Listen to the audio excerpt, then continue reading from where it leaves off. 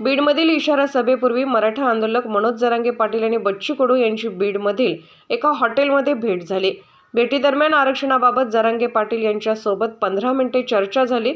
यानंतर माध्यमांशी कडू यांनी संवाद साधला आहे। मी एक कार्यकर्ता म्हणून इथे आलोय, सरकारचा प्रतिनिधी म्हणून आलो नाही। समाजाच्या भल्यासाठी कुणब्यांना आरक्षण फार महत्त्वाचे आहे। सगळे सोयरे म्हणजे ज्यांच्यासोबत सोयरीक होते, आईची जात यामध्ये समाविष्ट करणे शक्य नाही, कारण यात अनेक जातीसोबत लग्न केले जाते। तिथे आपली सोयरीक होऊ शकते, ती म्हणजे सोयरे।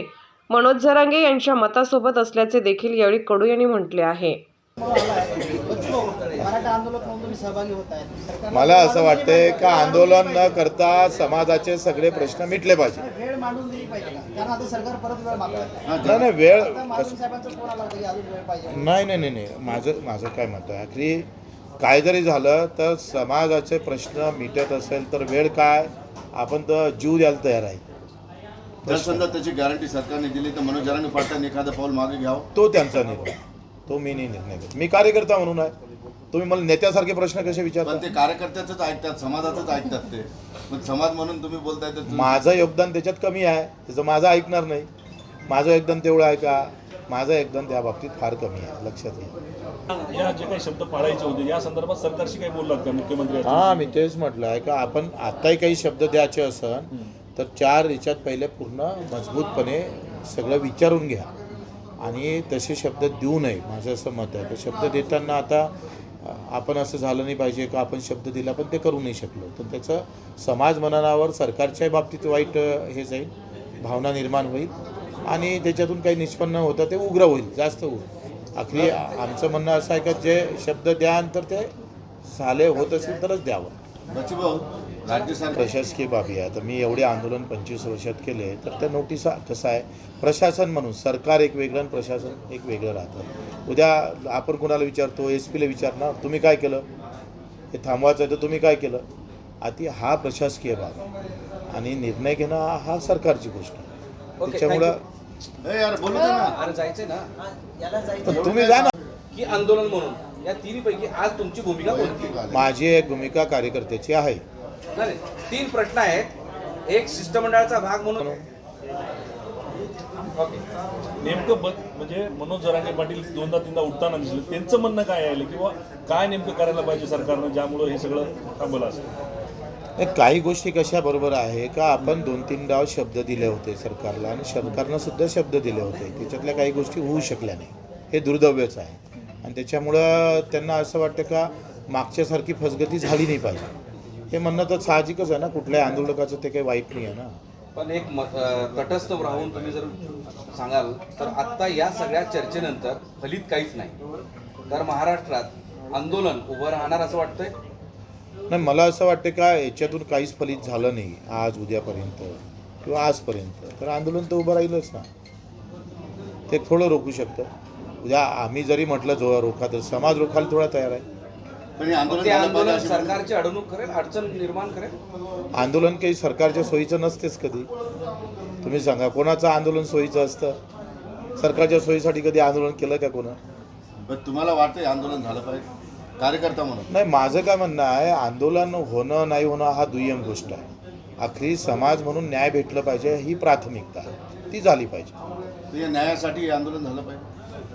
2 गोष्टी आहेत, होऊन नाही होऊन झालं, आंदोलन न करता जर आंदोलन झाल्यानंतर जे भेटन तेच झालं समजा तर मला वाटते अधिक सोयीचं। माझं म्हणणं असं आहे तर सहजरित्या मला जर काही गोष्टी भेटत असेल, आंदोलन न करता भेटत असेल, ज्या आंदोलन केल्यानंतरही भेटणार त्याच भेटत असेल, तर मग आपली भूमिका काय राहील, तुमची जी भूमिका राहील ही सार्वत्रिक भूमिका सगळीची आहे। तुम्ही आता म्हणले की मागणीवर ठाम आहे आणि कुठल्याही तोडगा नाही आला। नाही, मी एक कार्यकर्ता म्हणून आहे, लक्षात घ्या। मी इथे काही सरकारचा प्रतिनिधी म्हणून आलो नाही। 2 डाव शिष्टमंडळ आलं आणि त्याच्यानंतर मला असं वाटलं का आपण एक कार्यकर्ता म्हणून आपण गेलो पाहिजे आणि मी कालच रात्री आलो आणि आमची येता येता गाडी चर्चा पण झाली आणि आता खरं तर हे आंदोलन शक्तीपेक्षा युक्तीचं आणि शब्दाच्या रचनेचं झालेलं आहे।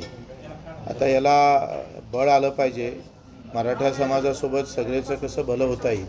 मला वाटते जरांगे साहेबांनी जे शब्द मांडले, जे काही बोलले त्याच्यामध्ये इतरही समाजाचं जातीय दाखले भेटण्यासाठी सुलभता निर्माण होऊ शकतं. म्हणजे त्यांच्यामध्ये त्यांच्या त्या काही मागणीमध्ये मला असं वाटतं इतरही समाजाचं भलं व्यवस्थित होऊ शकेल. कारण जातीच्या माझं कसं आहे का आता आपण कर्जमाफी केली का नाही केली, पण कर्जमाफी बँकेत जाऊन भेटतच नसेल आणि ते फार किचकट करत असेल तर त्या माफीला काही अर्थ नसते. तसं जातीचा दाखला द्यायचा आहे ना आपल्याला, तर मग त्याच्यात सुलभता आली पाहिजे आणि तो सगळ्या समाजासाठी कधी अधिक सुलभ होईल या विचारानं त्यांनी जे काही एकंदरीत विचार ठेवलेला आहे, काही मागण्या ठेवलेल्या आहे, त्या मराठा समाजासाठी पण पोषक आहे. मी तर मराठा समाज म्हणतच नाही, कुंब्यांसाठी महत्त्वाचा आहे. कारण मराठा हा काही जातीवाचक शब्द नाही आहे. मी नेहमी सांगत आलो आणि मीच नाही सांगत तर महात्मा ज्योतिबा फुलेसुद्धा हेच म्हणतात. बाबासाहेब आंबेडकरांच्या चरित्रामध्ये सुद्धा मराठा हा काही जातीवाचक शब्द म्हटला नाही, तो समूहवाचक शब्द आहे. तो संपूर्ण महाराष्ट्राचे जे आपण मराठे म्हणतो, तर त्या दृष्टिकोनातून त्यांनी जे आता बोलले तर ते वेगळं सगळे सोयरेचा मी सुद्धा वेगळा अर्थ काढला होता. असा अर्थ काढला होता का बा पत्नी आईच्या इकडलं जात हे पोराला लागली पाहिजे. तर त्याच्यात त्यांनी पण तो अर्थाचं स्पष्टीकरण काल आम्ही बोलता बोलता म्हटलं आहे का जाती आईची जात पोराला लागू शकत नाही. त्याच्याऐवजी वडिलाकडचे जातं त्याची मामा असेल मावशी असेल तर त्याला तो कसा संबंधित सगळ्यांना लागू होईल अशा संदर्भात काही दुरुस्त्या ह्या एका समाजासाठी होणार नाही, सगळीसाठी होईल. त्याला करू नये तर ते सगळे सोयऱ्याच्या बाबतीत मनोज जरांगे पाटलांनी जी मागणी केलेली ती कायद्याच्या चौकटीच्या बाहेर आहे असं अनेक जण सांगतात. नाही ते त्या मागणीचा माझं काय म्हणणं आहे का सगळे सोयरीच्या बाबतीत माझाही गैरसमज झाला होता. पण सगळे सोयरीची व्याख्या काय आहे का जे वडिलाच्या संबंधित नात्या गोत्यातले जे काही लोक सगळे असेल ते सगळे सोयरे, ज्याच्यासोबत सोयरी होऊ शकते ते सोयरे. सगळे म्हणजे आपले सगळे वडील असन, काका असन, पुतण्या असन, त्याच्या मुलगी असन, त्या मुलीचे मामा असेल, हे सगळे सोयरे ना. पण आईची जात मिळावी याला पण तुम्ही पण मान्य करता? नाही आईची जात भेटण्याबाबत मी काही मान्य देत नाही, त्याला काही शक्य नाही. कारण आता समजा SC समाजाची आहे किंवा OBC समाजात इतर समाजाची आले तर 1-2 पोरं आहे तर एक आई एक असं म्हणून का एक असं करून घ्या का आईची जात एका पोराला लावा आणि बापाची जात एका पोराला लावा, तर एका कुटुंबात 2 जाती तयार होऊ शकतात. तर त्याच्यात जरांगे साहेबांनाही स्पष्ट म्हटलेलं आहे कालच्या चर्चेमध्ये आम्ही जेव्हा बसलो का आईच्या जातीचा आग्रह नाही आहे. आग्रह असा आहे का आखरी त्यांचं मत काय आहे का जो काही गरीब मराठा आहे ज्याला मराठे म्हणून आहे पण तो कुंभी आहे त्याला जातीचं प्रमाणपत्र भेटलं पाहिजे आणि त्यासोबत इतरही जातीची सुलभता झाली पाहिजे. मनोज जरांगे पाटील असं म्हणतायत की आईची नाही भेटणार ना, कशी सगळे भेटणार सोयरे आहे? म्हणजे आपण काय, करू शकतो. चुलते पुतणे हे काही सगळे सोयरे होत नाहीत. सोयरे कोण होतात? त्यामुळे ते सोयरे म्हणजे काय, त्या मुद्द्यावर ठाम आहेत. सोयरे म्हणजे सोयरीक, जिथं आपली सोयरीक होऊ शकते. अर्थात मी कुंभी आहे तर कुंभ्यासोबत सोयरीक होईल म्हणजे ते जातीय सोयरीक होईल, आपल्या जातीतली सोयरीक आहे ना ते, किंवा तेली असेल तर तेल्यासोबत होईल, माळी असेल तर माळ्यासोबत होईल. प्रश्न असा आहे की ते आणि त्या सगळे मतावर आता ठाम काय, आहेत. सगळे तर आता- 2 मिनिटं त्या मतावर ठाम आहेत. याचा अर्थ तुम्ही त्यांच्या मतांबरोबर नाहीत मनोज जरांगे पाटील. बरोबर आहे, मी मताबरोबरच आहे.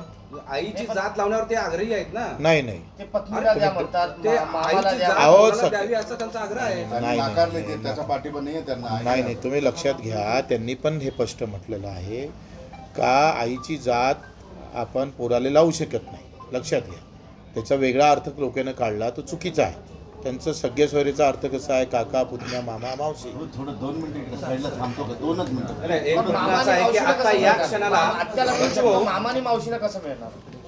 तर कसं आखरी सगळे सोयरीची व्याख्या करणं फार महत्त्वाची आहे. एकदा सगळे सोयरीची व्याख्या जर व्यवस्थित झाली तर त्यानुसार समोर गेलं तर स्पष्ट निकाल निघतो. सध्या